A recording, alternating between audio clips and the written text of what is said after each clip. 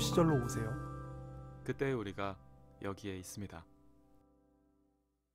두 남자의 영화 발굴 호우 시절은 오늘 그동안 호우 시절이 조명하던 시대 90년대의 지구를 한참 벗어나 2067년에 지구와 우주를 배경으로 하는 영화 인터스텔라를 발굴하며 우주에 대한 상상과 인간에 대한 고민을 계속하고 있습니다.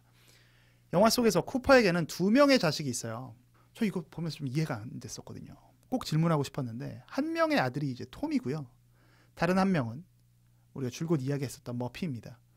영화 보면서 좀 이상하지 않으셨어요? 뭔가 톰은 좀 소외당하는 느낌이랄까?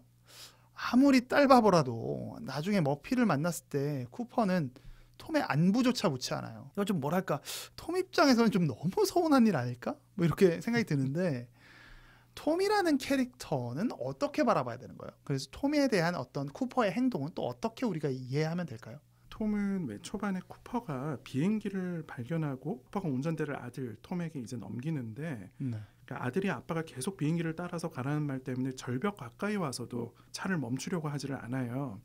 이걸 좀 어떻게 봤냐면 톰은 좀 남이 시키는 대로 하고만 사는 캐릭터인 거죠. 수동적인. 수동적이고 시키는 대로 하고 하라는 대로 사는 사람. 네. 그 말로가 어떻게 되냐면 아내와 아들이 건강 상태가 나빠지고 있음에도 불구하고 먼저 돌아가신 가족들이 있는 터전을 버리지 않겠다며 여기 남겠다 하면서 이제 고집을 부리는 그런 어떤 모습으로 묘사가 되는 것 같아요. 그러니까 변화하려고 하지 않는, 또 그러다 보니까 결국 가족들이 병도 얻게 되는 그런 상황. 근데 이제 톰에게는 톰에게는 왜 그랬을까? 근황도 안 물어봐요. 그러니까 톰에 대한 이야기를 물어보는 게 사실 그게 흐름상 불필요하게 느껴질 수도 있는데 사실 이거 가족 영화거든요. 그렇죠.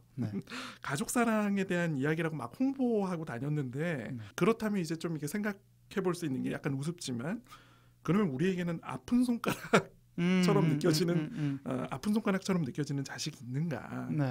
어떠신 것 같아요? 저는 이 영화의 어떤 연출 방식을 좀 살펴볼 필요가 있는데 그 전에 이제 톰이라는 캐릭터를 먼저 말씀드리면 톰은 그저 머피를 보여주기 위한 역할밖에 안 되는 것 같아요. 사실 이 영화에서 이게 2시간 40분짜리 꽤 긴 러닝타임의 영화지만 담아내는 이야기가 매우 많습니다.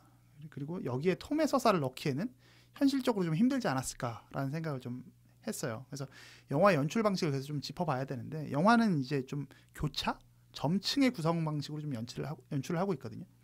지구를 출발한 이후부터는 계속해서 우주와 지구가 교차돼서 오버랩되는 장면들을 계속 논란은 보여주고 있어요. 이런 교차의 관점을 계속 따라가다 보면 클라이맥스에 이르게 되거든요. 영화 가장 클라이맥스로 향하는 시점, 즉 쿠퍼가 사상의 지평선을 지나서 어떻게 된 일인지 머피의 방으로 향한 장면이 막 전개되기 직전에도 영화는 계속해서 지구와 우주를 교차 연출을 하고 있습니다. 이때 지구에서 머피와 오빠의 갈등이 전개되고 있어요. 이 선생님께서 말씀하셨던 것처럼 톰은 조금 보수적인 인물일 수 있겠죠. 현실을 지키려고 하는 사람이죠. 그래서 머피는 이 조카 쿱의 폐 상태를 확인하고 이곳을 당장 떠나라 이렇게 요구를 하지만 오빠는 떠나지 않겠다라고 하면서 이제 고집을 피우고 있어요. 그러자 머피가 오빠에게 말을 합니다. 아빠가 오빠를 바보로 키워냈느냐, 그렇게 가르쳤느냐, 뭐 이런 유형의 말을 던지거든요. 이 장면이 되게 묘한 역설이 있다라고 좀 봐요. 왜냐하면 영화의 전반부에서 머피는 아빠 쿠퍼가 자신을 떠나지 않기를 되게 원했던 사람이에요. 그런데 정작 오빠에게 요구하는 머피의 주문은 쿠퍼가 선택했던과 동일한 삶을 살라, 즉 떠나라는 요구를 하고 있는 거거든요. 오히려 오빠 톰은 어린 시절 머피가 요구했던 바대로 절대 떠나지 않겠다라는 고집을 피우고 있는데 대단히 역설적이죠. 정말 이게 날카로운 지적인 것 같아요. 반면에 머피는 아버지였던 쿠퍼가 길이 없는 곳을 향해서 길을 냈던 것처럼 막혔던 길인 옥수수 밭의 사이로 길을 내면서 자신의 뜻을 관철해 나갑니다. 그러면서 머피는 알게 되는 거죠. 자신의 이름처럼 아빠 역시 일어날 수 있는 일을 일어나게 만드는, 다시 말해 어쩔 수 없는 선택이었음을 아빠를 이해하는 과정이에요. 결국 오빠는 밭을 살피러 나가고 머피는 자신의 방에 들어갔다가 아버지 쿠퍼의 메시지를 발견하는 데까지 이르죠. 톰은 사실 이 역할을 위해서 존재하는 캐릭터 같아요. 머피의 깨달음을 위해서 존재하는 캐릭터가 아닐까라고 저는 사실 톰 입장에서는. 그래서 톰 그 배우가 누구였죠? 티모시 살라메. 지금 뭐 작년에 아주 핫했던 영화 듀네의 주인공이기도 했었고 매우 대배우가 되고 아주 짱짱한 배우가 되어가고 있는데 이 배우가 정말 슬퍼했었대요. 이 인터스텔라를 보고 나서 굉장히 슬퍼했었다고 하는데 비중이 너무 작아서 생각했던 것보다 비중이 너무 작고 사실 나오는 화면이 결코 적지는 않았다라고 저는 생각하는데 역할 자체는 좀 적지 않았나. 뭐 저의 해석에 따르면 뭐 좀 그렇게 봤습니다. 티모시 살라메가 그 13년에 개봉한 스피너라는 영화에서 주연을 맡았는데 그 차기작에서는 감독도 대단하고 작품도 대단할 것 같고 각본도 훌륭하고 나오는 배우들도 이제 쟁쟁한데 그렇죠. 본인의 어떤 비중이 너무 작아서 눈물을 흘렸다는 그런 이야기를 들었습니다. 그런데 혹시 이런 이야기 혹시 들어보셨어요? 영화 초반부에 쿠퍼가 톰과 머피를 학교로 데려다 주면서 교직원들에게 어떤 이야기를 듣게 되냐면 톰은 대학에 진학할 수 없다. 맞아요. 이런 이야기 듣잖아요. 그 인터스텔라 한국 개봉일이 2014년 11월 6일이거든요. 수능 때네요. 수능날이 13일. 수능날이 13일이었는데 목요일이에요. 고3 학생들이 시험 다 치고 이게 보통 PC방 아니면 영화관 가잖아요. 인터스텔라 개봉해서 이제 보러 갔는데 이 톰은 대학에 진학할 수 없다라는 대사가 나올 때 고3 학생들이 아씨, 그렇죠. 막 한숨과 이게 욕이 막 나오니까 주변 관객들이 웃긴 대목이 아닌데도 막 웃었다는 그런 오픈 충분히 이야기가 영화는 있습니다. 세상을 담고 있으니까요.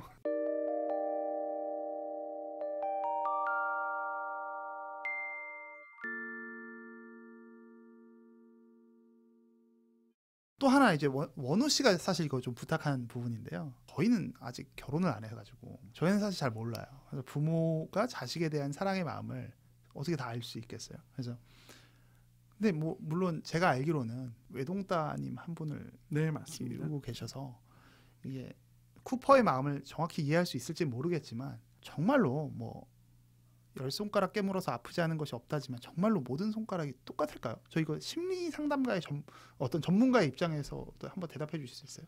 가족 문제 때문에 오시는 분들 계시거든요. 네네네. 근데 이제 가끔씩은 여성분들이 다른 어떤 남자 형제를 부모님이 너무 편애하는 것 때문에 힘들어하는 경우가 또 있어요. 뭐 재산을 다 물려준다거나. 그렇죠. 그렇죠. 충분히 있을 수 있는 일이죠. 네, 어린 시절에 남동생만 너무 좋아한다거나 반찬 같은 거 이제 고기 반찬 같은 거 몰래 해준다거나. 불과 30년 전만 해도 흔하게 그런 일들이 있었죠. 일들이죠. 그 남자 자녀는 이제 숨만 쉬어도 기쁘고 딸은 뭐만 해도 이게 싫어하는. 그렇죠. 왜 이게 출가 외인이라고 나중에 이게 결혼하면 나가게 되니까 이게 뭔가 이게 투자할 필요도 없다. 약간 이런 어떤 박대를 많이 이제 받아오신 분들이 오시는 경우도 있어요. 그래서 이제 이때 본인이 경험했던 어떤 힘든 이야기들 꺼내 놓으시는 분들도 계시죠. 그러면 이제 그럴 수 있다. 사실 약간 그렇게 10손가락을 깨물면 다 아프지만 더 아픈 손가락은 있을 수 있다. 지금 이런 관점이신 거죠. 더 아픈 손가락도 있고 아파도 뭐 이렇게 물어도 이제 하나도 안 아픈 그런 어떤 손가락도 있고 꼭 비단 이제 이런 어떤 케이스뿐만 아니라 마음이 더 가는 그런 아이가 있는 거죠. 더 이게 아이가 좀 이게 어딘가 뭐 몸이 안 좋아서 더 챙겨줘야 될 것 같다거나 그런 마음이 생기는 부모님들 계신 것 같고. 그러니까 그 쿠퍼가 톰을 대하는 방식과 머피를 대하는 방식도 이 선생님께서 말씀하셨던 거랑 좀 비슷한 것 같아요. 그러니까 쿠퍼에 좀 더 가까운 인물이 머피인 거죠. 그 자신과 닮아 있는 존재한테 더 애정을 줬던 것 같고, 톰은 굳이 이렇게 뭐 정치적으로 요새 하도 이슈가 돼서 그러는데 그런 의미로 바라보는 게 아니라 쿠퍼는 조금 진보적인 사람, 머피도 좀 진보적이고 도전하는 사람이라면 뭐 톰은 조금 보수적이고 현실을 지키는 사람이라고 전 풀이를 했거든요. 그 형태로 이제 유형을 좀 후려치면 좀 자기랑 좀 더 잘 맞는 친구에게 더 애정을 쏟았던 게 아닐까. 뭐 이런 해석도 좀 가능하겠네요. 맞아요. 근데 약간 아쉬운 게 그 톰을 약간 이렇게 어리숙하고 약간 모자른 것 같은 캐릭터로 그렇죠. 꼭 이런 캐릭터로 설정을 했어야 하는가. 어쩌면 그게 논란이 갖고 있는 세계관 아닐까 이런 생각도 좀 해보게 됩니다. 티모시 살라메가 나중에 커서 벤 애플렉의 동생 케이시 애플렉이 되는데 뭔가 대단히 너드 같은 느낌의 그 과정도 좀 아쉬움이 있으셨군요. 아쉬웠죠. 티모시 살라메인데 어떻게?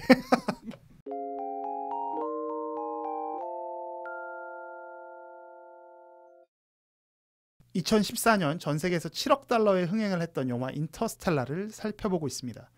영화를 보다 보면 브랜드 교수가 자주 읊조리는 시가 하나 있어요. Do not go gentle into that good night이라는 딜런 토마스의 시인데요. 순순히 어두운 밤을 받아들이지 말라는 이 시는 과연 어떤 의미로 사용되는 걸까요? 오늘 녹음에 함께하지는 못했지만 원호 씨는 이 부분에 대해서 과학자의 태도를 보여주는 것 같다라는 해석을 좀 했었어요. 문제 앞에서 포기하지 말고 분노하면서 계속해서 문제를 해결하려는 태도가 좀 중요하지 않냐. 그래서 이게 과학자의 어떤 태도를 보여주고 있다. 이 영화의 명대사이기도 하죠. 뭐 우리는 해답을 찾을 것이다. 언제나 그랬듯이. 뭐 이런 대사들이 다 일관된 메시지가 있다라고 해석을 하던데요. 이 시는 과연 어떤 의미로 영화 내에서 작동하고 있는지, 그리고 또 지금 시대에서는 어떻게 이 시를 이제 받아들이고 있을지 좀 이런 부분들이 좀 궁금했어요. 이 선생님께서 좀 답변을 주시기 바랍니다. 영화에서는 시가 꽤 짧게 등장하는 것 같아요. 한 몇 차례 나오죠. 몇 차례 나오는데 네. 3-4줄 정도로 그렇죠. 초반부만 나오는데 실제로는 꽤 긴 시거든요. 맞습니다. 찾아보니까 이게 그 분량이 있더라고요.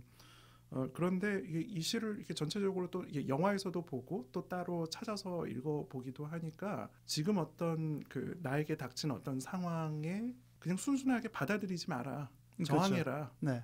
포기하지 마라, 계속해서 이제 뭔가 할 수 있는 것을 찾아봐라, 이런 어떤 의미, 저항하라, 요런 의미를 좀 이게 저는 받아들였어요. 아마 이게 요 시가 그렇게 막 어려운 그런 맞아요. 시는 아니어서 대부분의 사람들이 좀 그렇죠. 그렇게 받아들이지 않았을까. 직관적으로 이해할 수 있는. 그렇죠. 네. 뭐 딜런 토마스라는 사람이 저도 찾아보니까 안 건데 서구권에서는 굉장히 유명한 시인이더라고요. 그래서 뭐 20세기 초에 어떤 약간의 저항 정신을 상징하는 뭐 그런 시인인 것 같은데, 뭐 제 경우에는 이제 2010년대 영화잖아요. 2014년의 영화를 지금 다시 2022년에 다시 보면서 이런 생각을 좀 했습니다. 지난 시간에 이야기해 주셨던 것처럼 영화에서는 두 가지의 계획이 있거든요. 플랜 A는 현생의 인류를 새로운 행성으로 이주시키는 계획이고, 플랜 B는 아예 새로운 행성에서 인류의 일부가 건너가 새로 시작하는 거죠. 근데 저는 현대 사회의 주류를 이루는 어떤 가치관이 뭐 좀 이런 것 같아요. 내가 곧 우주이고 내가 죽으면 세상에 어떤 것도 의미가 없다라는 어떤 극단적 자기 존중감이랄까요? 뭐 이런 사고가 많이 깔려 있지 않나. 근데 이런 사고가 깔려 있으면 플랜 B를 동의하기가 어려운 것 같아요. 이기심과 개인주의의 어떤 묘한 줄타기를 하고 있는 건데, 그 안에서 배우고 자라면 플랜 A를 벗어날 수가 없다는 거죠. 하지만 정말 인간이 걸어온 길이 과연 플랜 A에 제한됐었나? 우리는 삶을 살면서 나와 관계가 없는 사람들의 희생을 정말 수도 없이 목격해 오지 않았나? 그리고 우리의 역사가, 인류의 역사가 그러했지 않나? 라는 생각을 하거든요. 그래서 플랜 B가 그냥 들으면 일견 좀 잔혹해 보이고 비정해 보일 수도 있지만, 이 역시 인류애에서 기초한다는 점이 사실은 우리의 고민을 더하게 하는 게 아닐까, 이런 생각을 한번 해봤어요. 어떤 게 더 옳다라는 개념으로 접근하는 게 아니라 우리 시대가 과연 플랜 B를 말할 수 있는 시대인가에 대해서는 저는 좀 회의적인 면이 있거든요.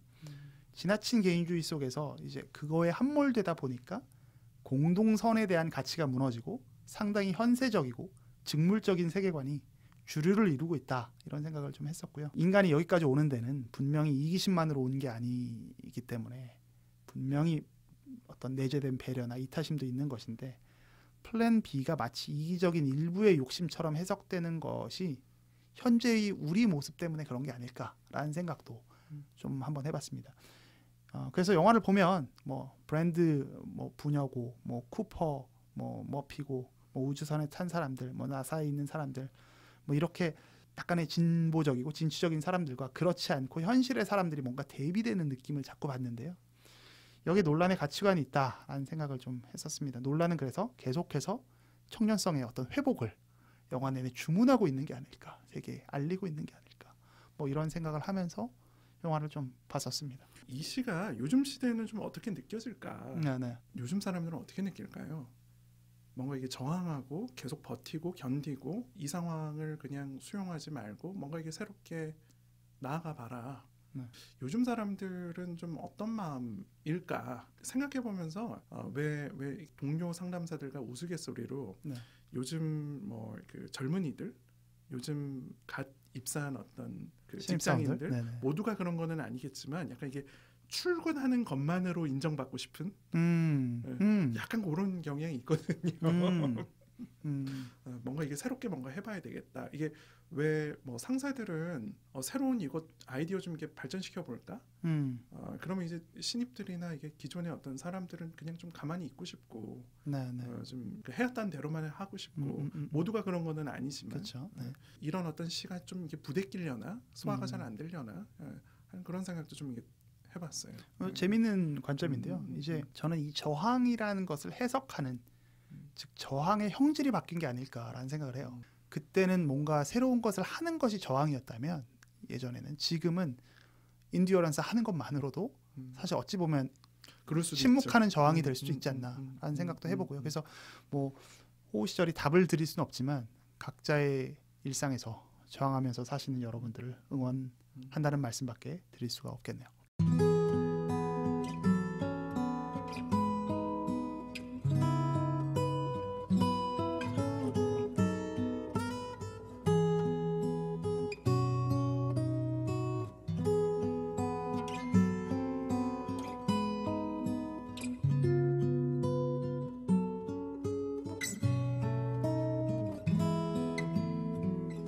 우리의 호우 시절